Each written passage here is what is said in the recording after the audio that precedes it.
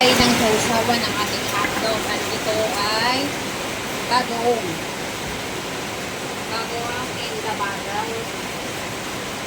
Bili pala ako ng bagoong yan. Taba, bote. Masarap pala. Ito yung bigay ni tita. Tapos, mayroon pa rin ita.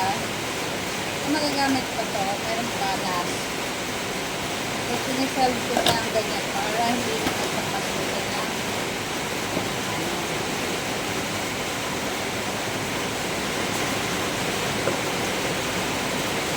Tapos nilalagay ko doon ay kalamansi. Wow.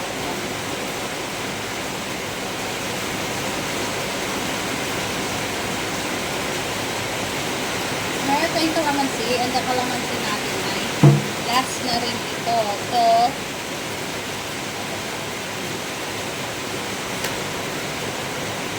yes. Dito natin isaw-saw yung ating talong. Eh no, talong. Bakit talong? Na-mix ko yung talong. Ay, naku Lord. Yan.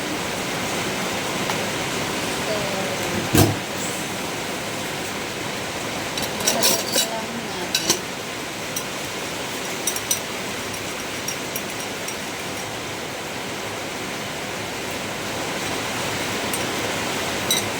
Dagdagan natin ng konting suka lang. Ang lakas ng ulan.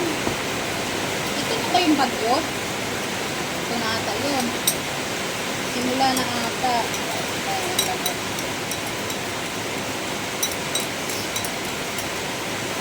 Bagyong Tino, ano?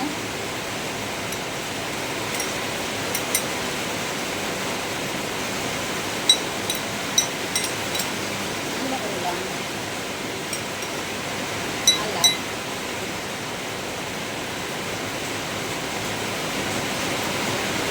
Parang okay na to. Okay na siguro. Ano ba kulang? Parang maalat pa siya. Parang sobrang alat pa niya. Need pa ata ng suka pa.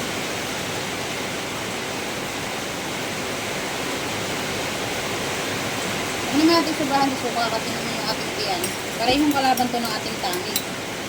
Bago kalaban ng ating tummy at the same time ng ating UTI, no. Bawal din dito. Pero, wala tayong ibang mapagsawsawan sa ating itlog. Ito na lang. Masakit na nga yung aking balakang ginagdagan ko pa.